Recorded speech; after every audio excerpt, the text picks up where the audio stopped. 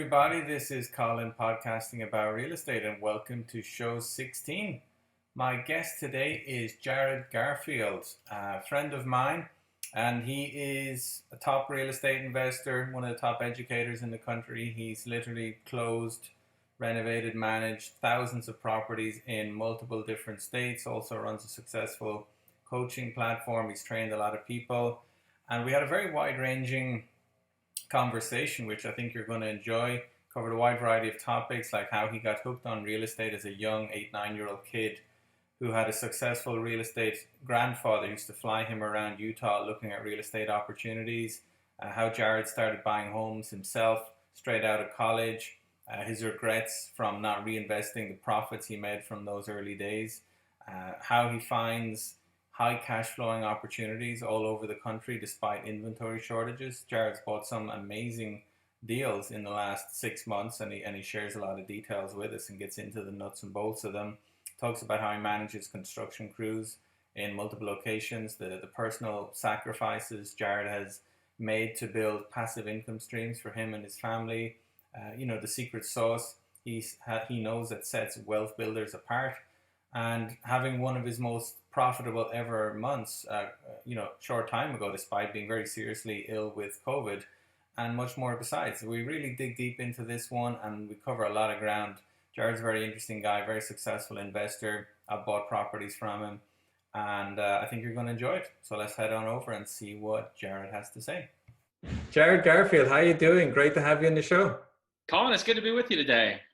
No, it's a pleasure to have you on the show. I know we've known each other a few years, Jared, but for those who don't know you, tell us a little bit about yourself.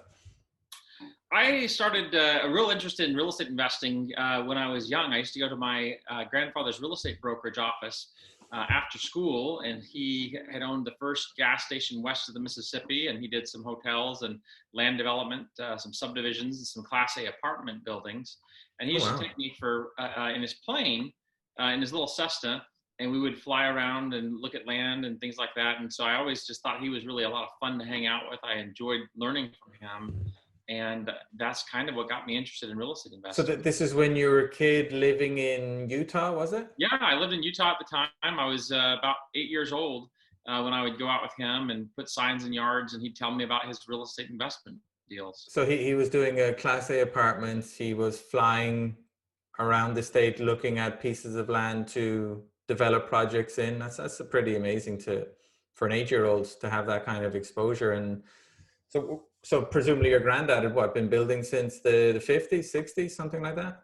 I think he got into real estate right after World War II, got his college degree from Brigham Young University. And then as soon as he graduated, he got his real estate license and just started in real estate. And he loved it. And he was just very passionate about it. How about your dad then? Did he take to it as well? My dad had his real estate license while he was in college and used it a little bit. But at that time, it was late 70s, early 80s, and interest rates were really high. And so he ended up taking a different route and went into media sales management. Mm-hmm. Okay. All right. And so what were your early jobs like when 8 is obviously pretty bit young to work, but when you were, teenager, 14, 15, 16, did you have real estate related jobs, or what'd you do? Well, when I was about 14 and a half, I got the opportunity to take a sales role selling computer automated point of sale systems, basically computerized cash registers for retail establishments that would do inventory control, and it was to track things from inventory and let you know when you needed to reorder and do your accounts receivable and payable. And so I would do sales and set up appointments with companies all throughout Metro Atlanta for our sales team to go out and sell those computer systems. So that's what I started doing from 14 to 16. I did that. Yeah. And then in college, I had a seal coating and striping business where we'd go around to shopping centers and put fresh seal coat on their parking lots and do pressure washing and stripe the lines on the parking lots while I was in college. Wow. So you're a real entrepreneur from an early age, from like 14, 15, you were hustling and making money and setting up businesses and finding customers and managing budgets and all that good stuff. It was a neat way to kind of learn. I pick up sales skills first. Later when I coached for Robert Kiyosaki, worked with Rich Dad Poor Dad. One of the skills he always talks about that serves you well in life is to pick up sales skills. So I was real fortunate to start picking up sales skills early on, and that just kind of evolved into other things. And then about my senior year in college, I started buying foreclosed real estate. I got a Carlton Sheets audio coaching program that I bought off of a late night television commercial. And I started buying houses using the Carlton Sheets system. Wow. So talk to us a little bit about that, because obviously nowadays I buy auctions just sitting at my desk. I bought one this morning, just logged on at 11, bid my price, and wired the money, an hour and a half later. What was it like? Obviously it's not like that when you were a kid. What would you have to do? We drive dozens of hours driving for dollars and trying to find motivated sellers and taking down for sale by owner phone numbers that we'd find, or knocking on doors of neighbors next door and asking them what they knew about the abandoned house and where were the people and how would we get in touch with them. And so it was a lot of hands-on walking around the house and deciding how much rehab it needed. And, Carlton had little sheets where you would write down room by room everything that needed, and you try and cost estimate it. And so it was a real good hands-on learning thing. I think I paid $79 for all of the VHS tapes and tape cassettes that I could listen to. This was probably in the year 1999. Okay, so and did you have so 1999? You're a young man. Did you buy a handful of foreclosures back then and yeah, like fix them up and sell them on? Foreclosures from Farmers and Merchants Bank in Danielsville, Georgia. These properties were out by Athens, Georgia, close to the University of Georgia, where I was attending.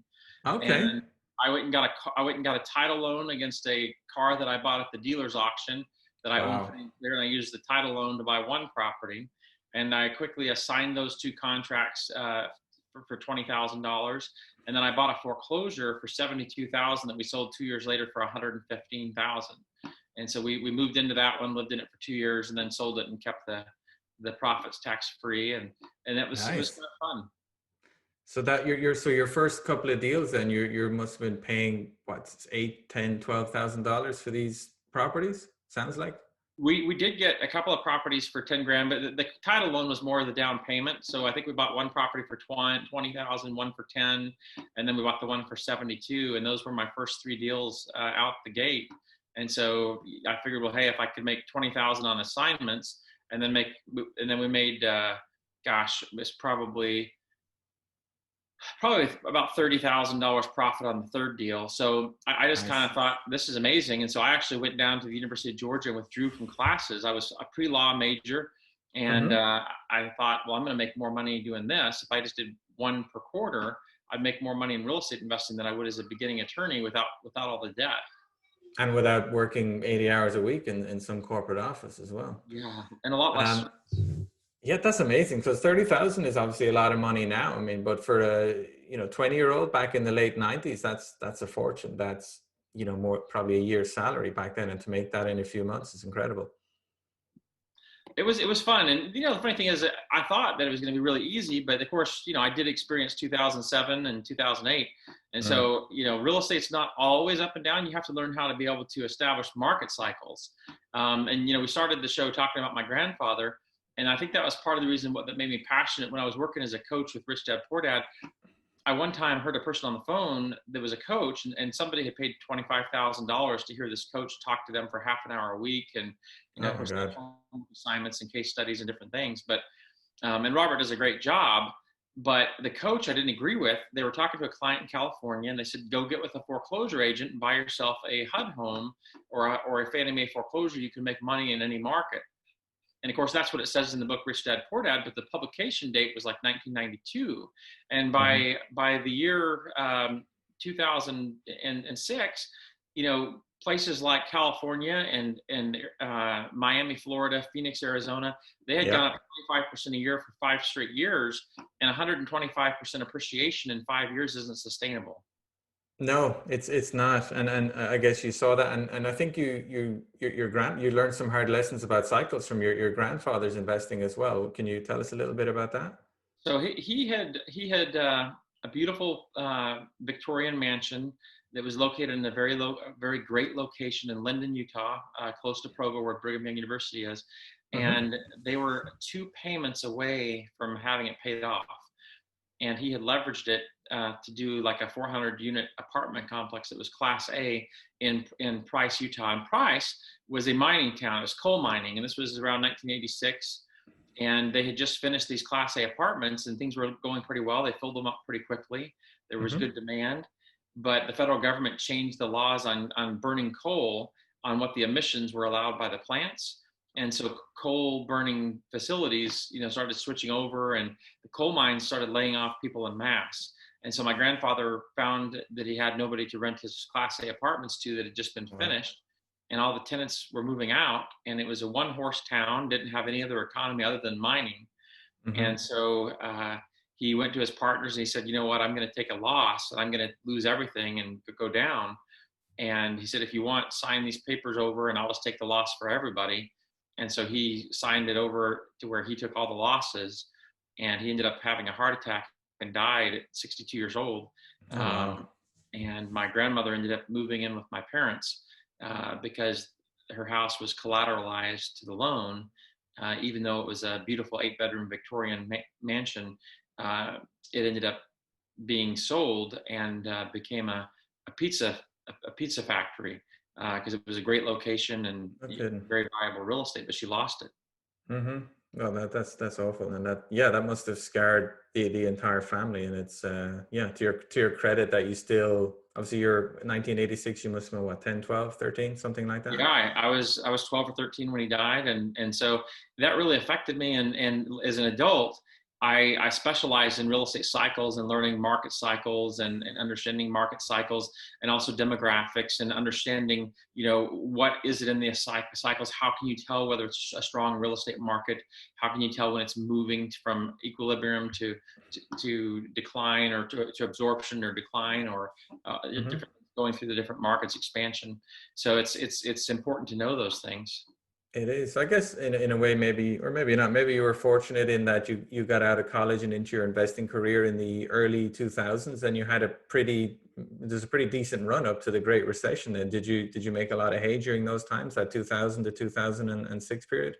We did, but unfortunately, I was mainly flipping at that time, and so I would make very high incomes, but I went through a lot of money fast because I was just flipping, and I'd make 20, 30, 40,000 a flip, Mm-hmm. and I would just go through money like there was no tomorrow. I didn't save a lot because we were making so much money that we would just buy more properties and keep flipping, and we'd buy whatever we want, spend whatever we wanted. And so, I wish if I were starting over again that I would have bought more properties to hold and held for cash flow, because that's where the true wealth is the tenants pay it down and the property appreciates. I was flipping mostly during that period, and I wish that I was doing more holding at that time. So was it a mix? Were you're earning a lot of money, which you certainly can flipping if you're good at it, which I know you are. So, but you were saying not only were you plowing all the money back into the business, so you can keep flipping more, but you were also living like a very comfortable life. Is that what you mean? Living in a really good house, nice cars, nice vacations, all that kind of stuff. Right. And you're still pretty young at this stage as Yeah, I well. was in my 20s, and I think the thing is, if I would have not, if I wouldn't have lived off of a $200 or $220,000 type lifestyle, if I could have lived off of a $50 or $60,000 lifestyle since I was still in my 20s, and if I would have put all that money into the bank and saved, I could have been into apartments a lot faster. I could have. There's just a lot of things that I could have done if, instead of spending and having a higher lifestyle with nicer cars, bigger vacations, nicer furniture, bigger homes, we would spend a lot of money on eating out, or just feeding friends and having friends over and throwing. We don't drink or smoke or do any of those things, but we'd have a lot of people over with lots of food, and I'd find myself going through $25,000 or $35,000 in a month, and I'm like, wow, where did that 30,000 go? We just put Yeah. $30,000 in the bank, and what happened? And so it's, I think, learning to budget, live within a budget, and save to be able to buy assets really, really was important.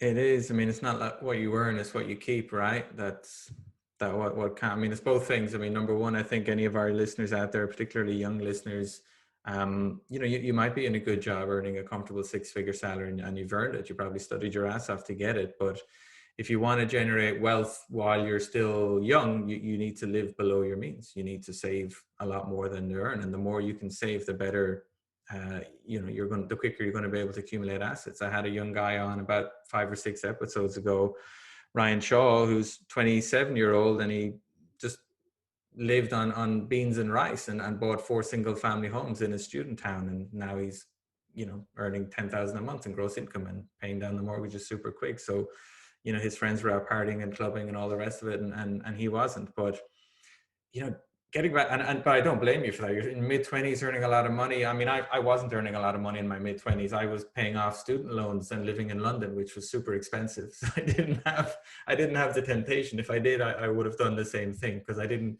get sensible until my mid-30s, to be honest with What a you. cool lifestyle, though. Who would want to live in London? All of us are a little bit jealous there.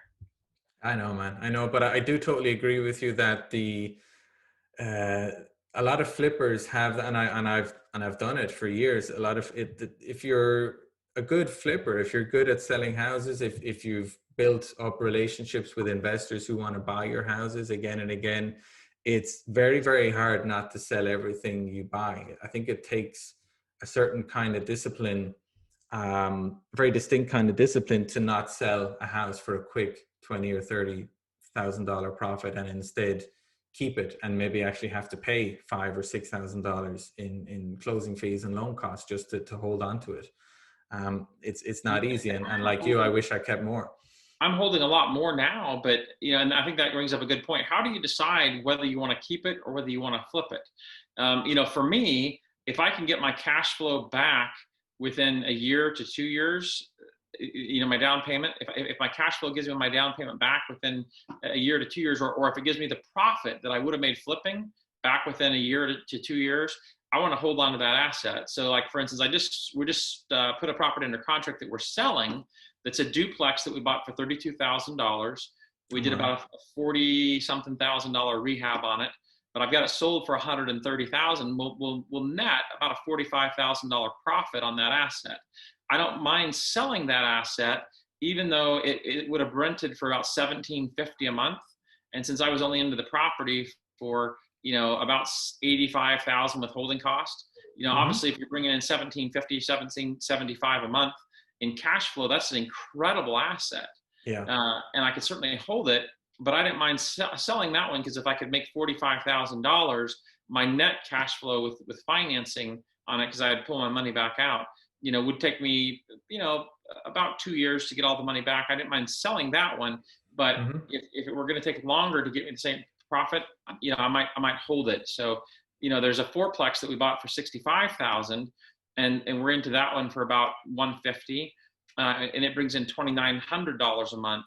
And so that's an asset that I'm keeping that I wouldn't sell, because if I made $40,000 on it, holding it for cash flow would be a much better asset.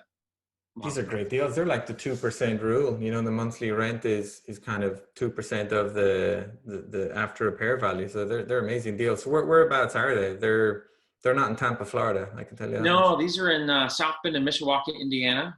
And okay. We've picked up maybe close to 120 doors, I think, up there over the last year and a half. And so We've been primarily focusing on that market. We're still doing a little bit in Huntsville, Birmingham, and Montgomery, Alabama, and a little bit in Atlanta and Columbus and Macon, Georgia. But there's some really good deals up there.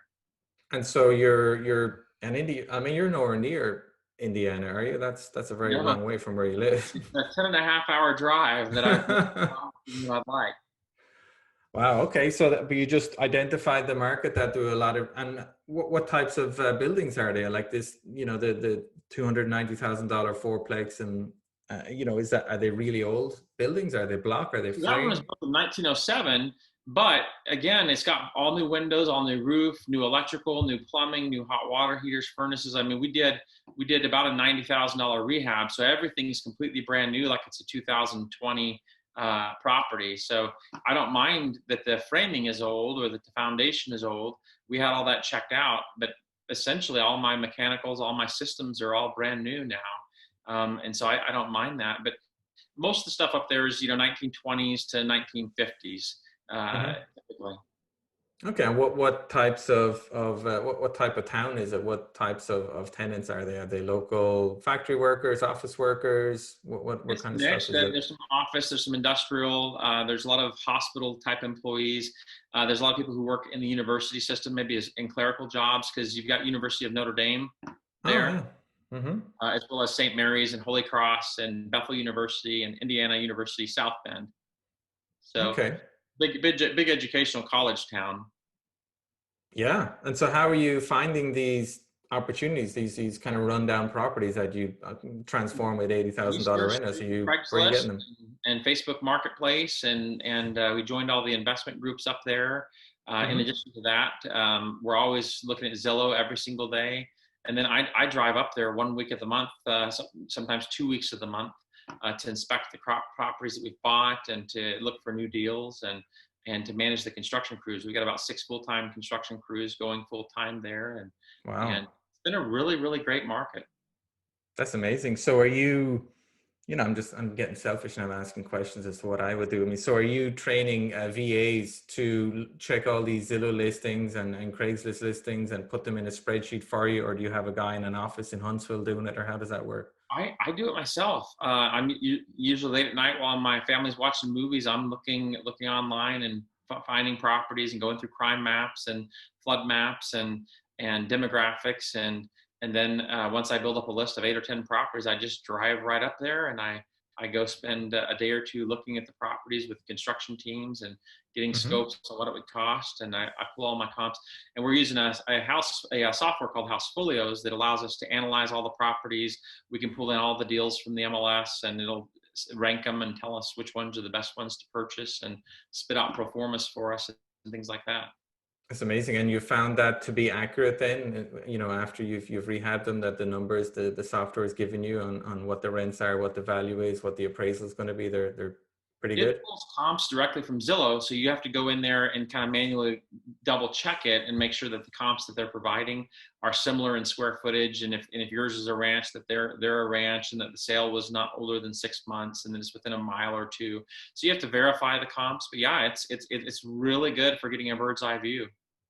I can see how that'd be amazing for a market that you're not like a local expert in. Not some little, I'm an expert in little pockets of Tampa, and I don't need software to tell me the values of properties in that little area because I know it all. I've sold and bought so many houses. But if I was decided I'm going to look at Orlando or Huntsville or Indianapolis, I'd need something like that to tell me because I don't have several years to accumulate all the knowledge again like I did in somewhere else. Well, So I I can see still that use it in the advantage. markets where I am an expert only because it just makes it faster. Like instead of me taking an hour to analyze it or maybe half an hour, I can get it done in 5 to 10 minutes. And so that's the main thing is it just speeds up time. And right now, the biggest competitive thing is it's such a seller's market. There's been Yeah. times where I bid $10,000 above list price on a $65,000 property. So they're asking 65. I bid 75,000 with no due diligence period with $5,000 earnest money and still lost the offer, didn't win. Yeah. So it's getting so competitive that you have to be able to speed things up because a lot of times if you can be the first offer in quickly before you get to highest and best and they can accept it quickly, Hmm. then you have a better chance than if it goes for 24 hours and the offers start to stack up. Yeah, you need to be fast, and that applies to everybody. That applies to you buying a rundown multifamily 10 hours away. It applies to a newly married couple looking for a house within a mile of grandma. I mean, you need to be right on it. I mean, and I feel bad for a lot of regular homeowners. I listed a house here in Tampa on Saturday night for 199.9, and I've had 6 offers already, like within 2.5 days, and a couple of those are cash offers from the big guys, the big companies that own tens of thousands of houses, and they're saying, "Yeah, I'll close in 3 weeks, 3-day inspection, high deposits," and you've all these potential homeowners, and they're kind of frazzled realtors running around trying to get a deal, and they're just being outgunned, and it's tough market for a buyer out there at the minute. It's definitely tough. I love what you said earlier, though. I want to rewind slightly. That you said when my family are watching movies, I'm in front of my desk, inputting deals into spreadsheets, because Sometimes that's it gets me in trouble. yeah, well, I think yeah. it's important if you really want to get ahead, you've got to be willing to make sacrifices. I mean, within a year, I've added about 60,000 passive income to my passive income. Just by busting my tail and being willing to go to markets that were further from where I lived. Hmm. And that's been really good.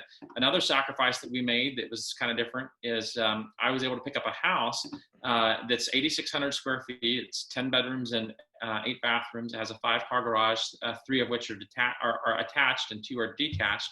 But it has a separate basement apartment. And we made the decision to buy this house. It's more expensive than we would have normally spent, and it's bigger than what we need. But 2,300 square feet of the house is a separate detached apartment with its own entrance that we let them use the detached garage, and it's bringing in $2,600 a month. Nice. And so my mortgage is only 31.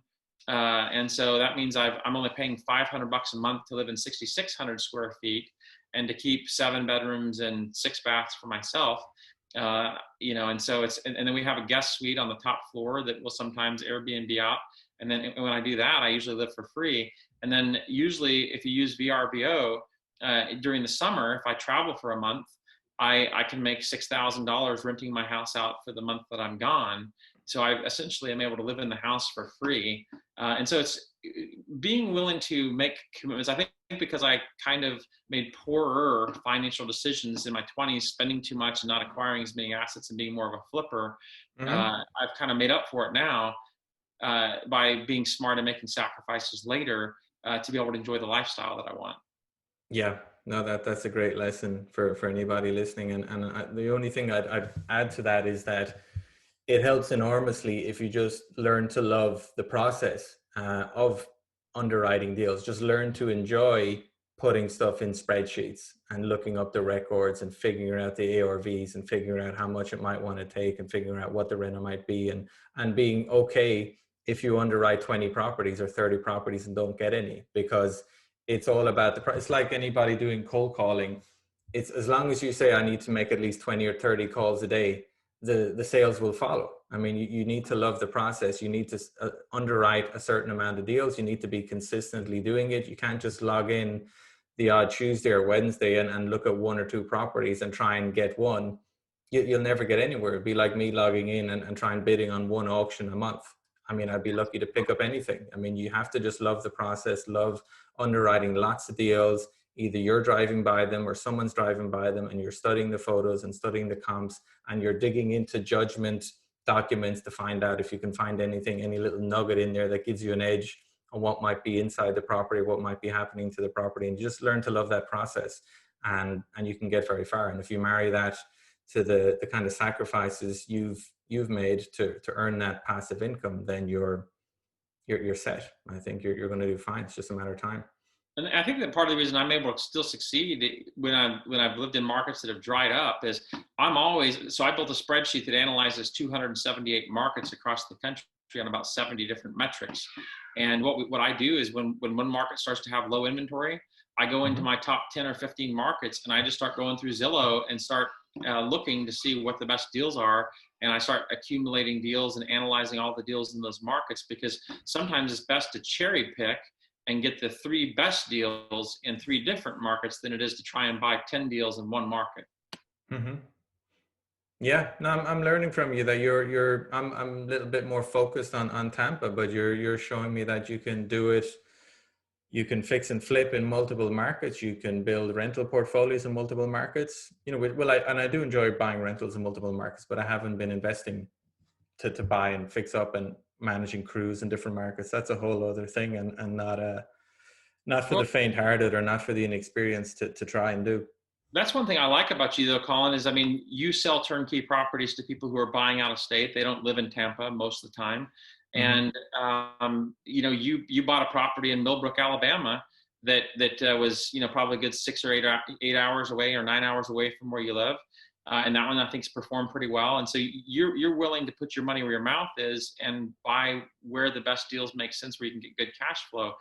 Graham Parham, a lender that we've used, he's bought properties in multiple markets all across the country as a lender who's lending money to other people. And so I like that. I think it's important to work with people. If they're going to recommend a strategy to you, make sure that they're following the strategy themselves.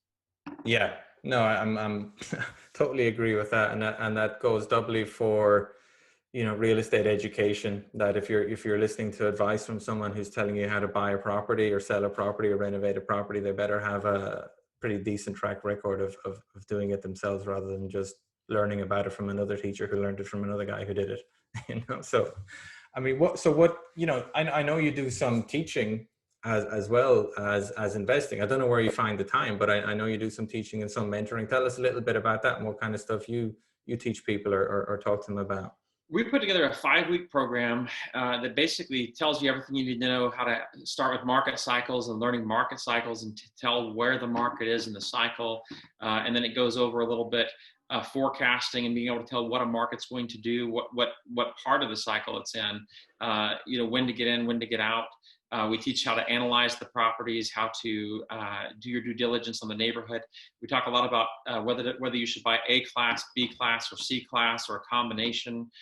Whether you're looking for cash flow properties or maybe wanting to flip. Maybe you want to do a hybrid property that has cash flow and depreciation.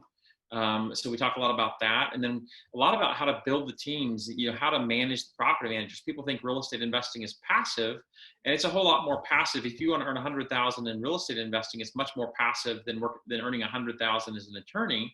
You're not trading near as much time for the money. However, you still have to be able to manage the managers. So we talk a lot about questions to ask when interviewing the property manager, how to be able to analyze apples and apples on the construction product and what that is. And then also, once you own the property, when do you sell? How long should you hold? What are your exit strategies, like 1031 exchange or using self-directed IRAs to acquire? We talk about a lot of those type of things. So it's about a 5-week process. We spend 1 week in a group coaching session with everyone, and we put together about 52 videos. There's five or six podcasts that go with each module, and lots of homework assignments and case studies. Wow, that sounds very comprehensive. Is there a website people can go to dig into that a little bit or send in an application? Yeah, absolutely. We've got I don't have the link up in front of me right now, but I'll email you a link and you can put it in the show notes. Yeah, okay, I'll definitely do that. So what markets do you like right now, Jared? Which ones are working out best for you? Where are you putting your money at the moment? Well, we're primarily doing a little bit in Columbus and Macon, Georgia. The proximity to where I'm at is really good, and we can get 1990s houses for around 90 to 100,000 that rent for about $1,000 a month, 975. Nice. So we're still hitting the 1% rule, and they're solid C+ and B- type neighborhoods, and they're about an hour and a half away from Atlanta. We're doing some new construction builds in Atlanta and Macon and Columbus. And then South Bend and Mishawaka, I'm doing a lot of multifamily. I've got a 10-plex up there right now that we can probably get for about $420,000. Wow, nice. And so that's good. So there's a lot of multifamily in South Bend and Mishawaka with some single family. But there's a lot of good markets. I mean, it's basically the breadbasket states, the Southeast. Florida, we think, is fantastic. We love Tampa. I saw where Kathy Fettke recently came out and said that Tampa, I think, was the number 1 or 2 market that they had as far as things going really well there. So we think Florida, with the population growth and as many baby boomers who are retiring to Florida for the tax advantages, we think Florida is really strong. And I'm planning on buying some Airbnb, and as well, I've got a property where I'm going to do military rentals. There's some good opportunities there in Florida where you can buy a house for $200,000 and bring in $3,000-4,000 a month by renting rooms to military personnel. Awesome. It's great to hear from a guy who's buying lots of inventory, finding great deals, finding good cash flow. I love the fact that you're able to buy like 1990s property for $100,000 that rents for $900, $1,000. That sounds fantastic. And this just goes to show that if you have the right kind of attitude, the right kind of research, you can find these deals. I mean, you just need to open your mindset a bit. You need to talk to guys like you who can, who sells a lot of these properties, because you can't hold on to them all. Even though you're holding on to a lot now, you can't hold on to them all. So, you're selling some of them. So, despite all these opportunities out there, why do you think there are so many people that struggle financially, that struggle to save money, that struggle to get started? Because I know from experience that once you do get started building passive income streams and acquiring assets, you do start getting momentum, and it does get easier. It gets back to marshmallows. I don't know if you ever saw the study about the scientists who put the little kids in the room and he said, okay, we're going to give you this big fat marshmallow. And if you can look at it for 10 minutes and not eat it, we'll come back and give you another one. And they found that the kids who had the self-discipline to not eat the marshmallow for 10 minutes so that they could get the reward of having twice as many marshmallows, that 40 years later, those kids were much, much more successful than the people who couldn't delay gratification. And I think that's the biggest thing is if we want to if we're not willing to delay the gratification and we want to spend everything on our lifestyle now, then then you're never going to be able to build assets. And it's funny because I've been a Rich Dad Poor Dad coach. I've read, just about every book. I mean, I've got a huge library. This is just my business books, just all through my office here. I've got shelf after shelf of just business books and stacks on my desk, more business books. And the thing is I'm always reading, I'm always trying to improve, and I still couldn't always follow my own advice in my 20s. And, and so I think that's a lot of it. Yeah. Delayed gratification. I think that's a lot of it. And so, if there's like one or two things people can do now, whether they have 500 in the bank or 100,000 in the bank, what one or two things can people do now to start themselves on that journey to living below their means and accumulating assets? The first thing I would do is I would go through all of my assets and I'd see what I could sell off to generate some additional down payment money. And then I'd go through my lifestyle and figure out if I couldn't recapture $1,000 or $2,000 a month I'm wasting. Yeah. Because if you put out $1,500 or $2,000 a month you're wasting, that's big money over a 12-month or 24-month period, and we could equal a down payment on a house very, very easily. And so, and then the second thing I would do is I would go make connections. I would go spend the work in like we're talking about here, where Colin said that you need to be putting it into spreadsheets. You need to be able to analyze properties. You need to get out there and dig, be looking at the auction properties. I would become an expert on a market.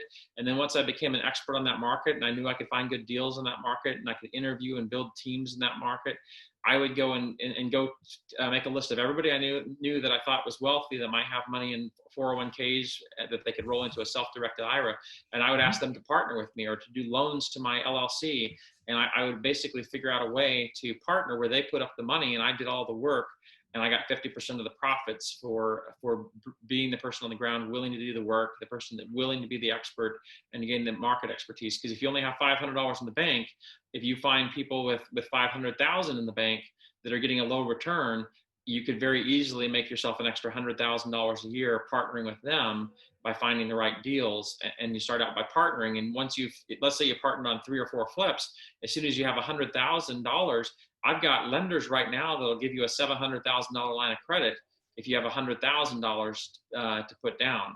And so, once you could flip enough for a year with a partner, then eventually you could do it on your own and your profits margins just doubled. That's amazing. That's fantastic advice. I think that's worth, rewinding a minute and a half or 2 minutes and listening to it all again. There's some really good nuggets in there. So thank you. You mentioned books, Jared. I mean, what any books you can recommend that you've read recently that are really good? Yeah, I'm reading several right now. One that I would recommend is this one here, Big Shifts Ahead. This is by John Burns. Yeah.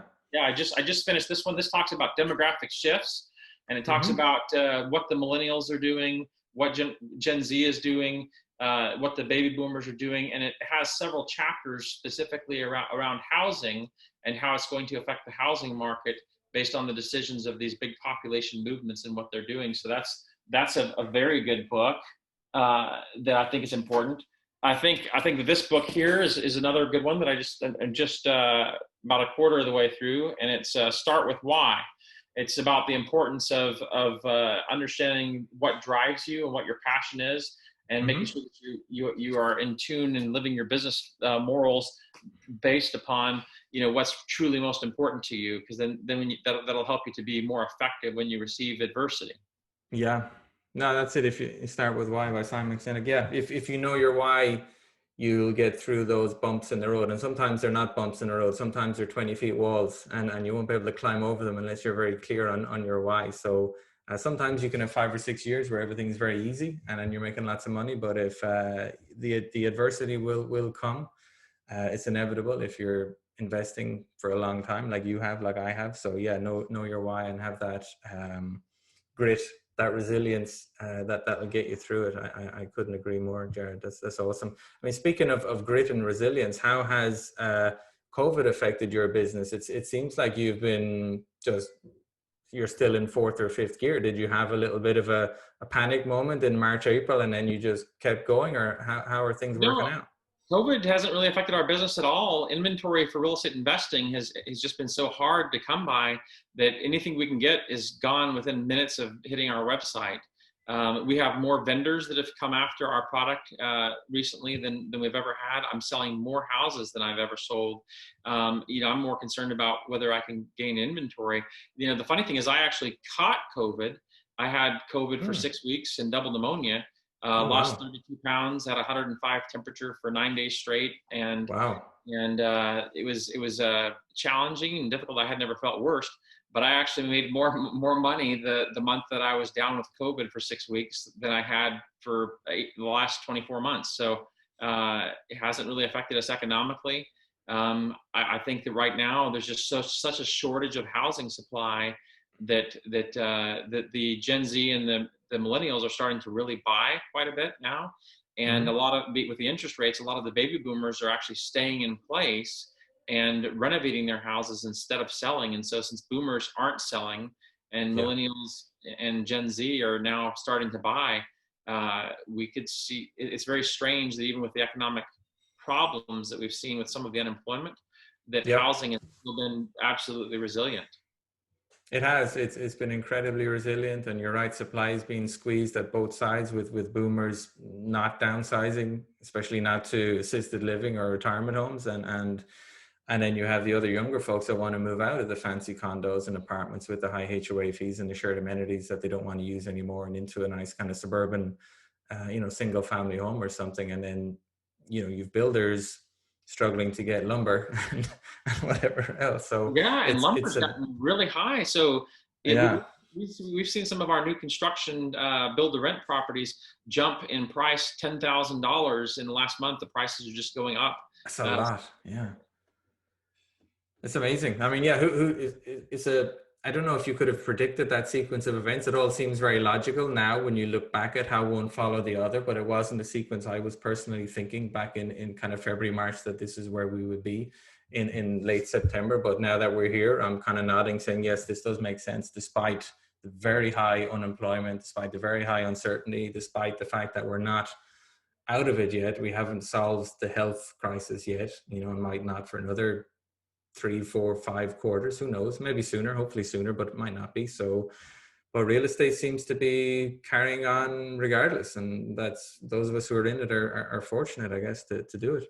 I would say too that one trend I'm seeing is I think land in suburbs and more rural towns, decent towns that are 20,000, 30,000, 50,000, but aren't right in the big city. They seem to be thriving, and real estate seems to be selling pretty well in those markets. And those are markets I would have kind of ignored sometimes before. I've always liked suburbs of big cities. Mm-hmm.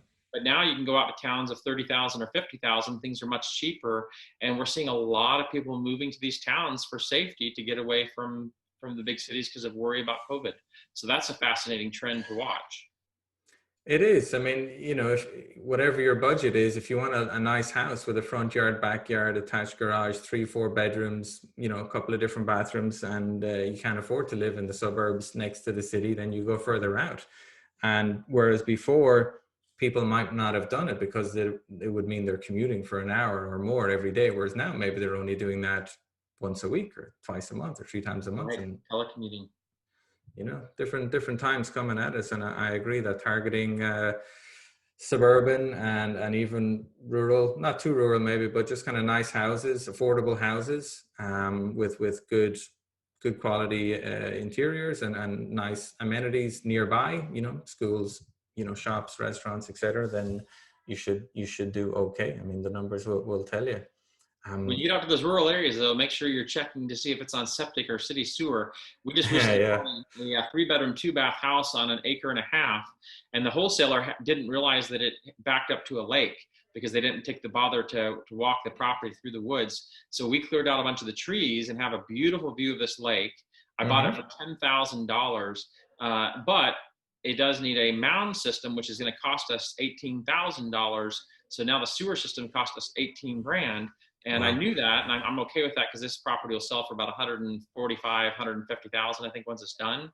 But that is one thing to be real careful of, is if you are buying rural, make sure you know whether it's going to be a septic system and whether that's good, and whether you want to get septic systems tested. So that's another interesting thing when we talk about Yeah. rural areas. Not even rural. I mean, there's a lot of suburban properties that are on septics as well, and you do need to get them checked. And if you do need to replace a septic tank or replace a drain field, it's very expensive. Whether you're flipping in it or living in it or renting it out as a landlord. I mean, having to replace a drain field and a septic tank in a kind of suburban hole, it's nowhere near as complicated as what you described, but it can still cost you $5,000 or $6,000, which would burn a big hole in your pocket as a landlord. Right, and that So was the thing that surprised me, because in Georgia we always looked at $3,000 to $5,000 for the septic tank in the field, but when you get up into Indiana and the water tables are much higher, uh, ah, they demanded a mound system where they have to bring in all kinds of dirt and all kinds of rock, and they actually build it up on top of the ground, a lot of it, and so it was most of my quotes were around 20,000. So that's pretty significant.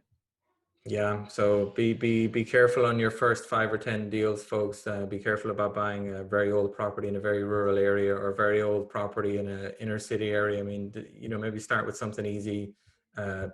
Concrete block, suburban, 40-year-old house. Get a few of those under your belt, and then go on to the trickier stuff that might have slightly higher margins. Yeah, that's true. Sometimes you're better off starting turnkey and buying something from an expert that'll hold your hand a little bit. But these are fun experiences. It's always fun to talk about all the Yeah. different interesting things that you can find. Yeah, I mean, I've definitely learned more from my mistakes than my successes. That's for sure.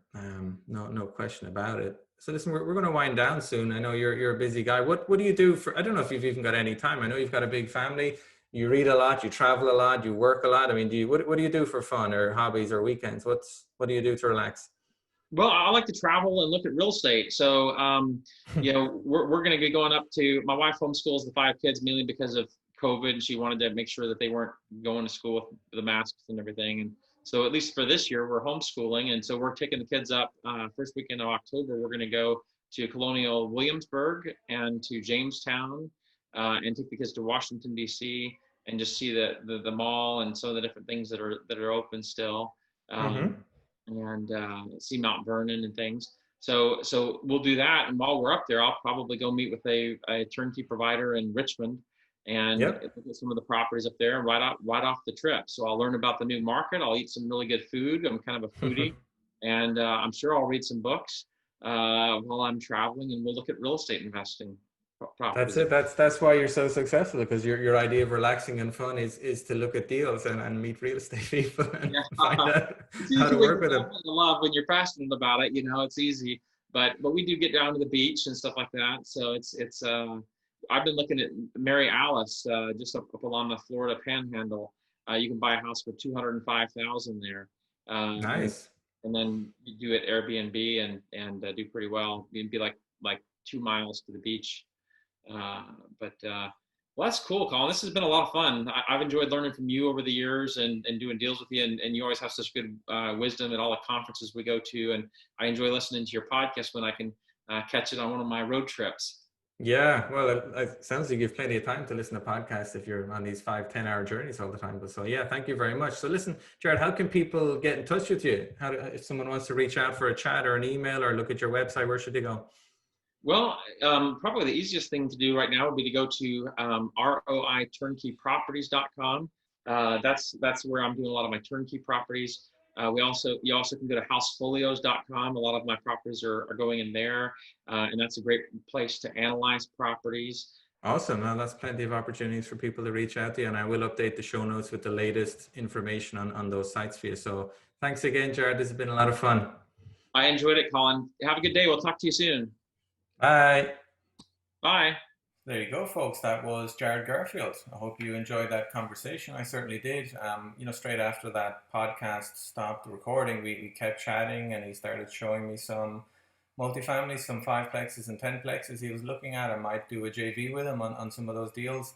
And it just goes to show, I think, the benefit of networking with like-minded people, networking with people that love real estate, that have experience in real estate. And if you're not spending time, and it could be Zoom calls, phone calls, doesn't have to be meetups. It's not so easy to meet up with people physically these days, but I think we should all continue making efforts to network with like-minded people, because you just never know how things are going to pan out. You might meet somebody and afterwards you might have done a deal to lend them some money, or invest in a triplex with them, or agree to do some work for them, or drive for dollars with them, or you just never know. Just keep networking, keep talking. You'll get some ideas on investing, on strategies, on tax saving, on all sorts of stuff. So keep networking. I enjoyed that chat with Jared. I respect what he's achieved. I respect the sacrifices he's made, especially in the last year, to build up and expand those passive income streams. He's really doubled down on that. Before, he was, flipping almost everything and making good money. But, you make good money, and if you spend it, you're not really increasing your wealth. So I admire how he pivoted and really started increasing his net worth and his passive income streams, particularly in the last year or two. So kudos to him for getting that done. It took a lot of graft, a lot of work, a lot of long drives, and fair play to him for doing it. So thanks for your listening. If you're enjoying this, please do leave me a rating or a review, or share this episode with someone that you think might enjoy it. Don't forget, I have a website, colinvestments.com, COLIN investments.com. You can download some free reports. You can schedule a call with me to have a chat. You can view the videos of the old podcast. You can view the old podcast in audio format. There's other stuff in there as well, so check it out. And yeah, I'll see you again next week for show 17. But I'm signing off now. Colin Murphy signing off. Appreciate everything you've done, and stay listening, stay healthy, stay connected. Bye-bye.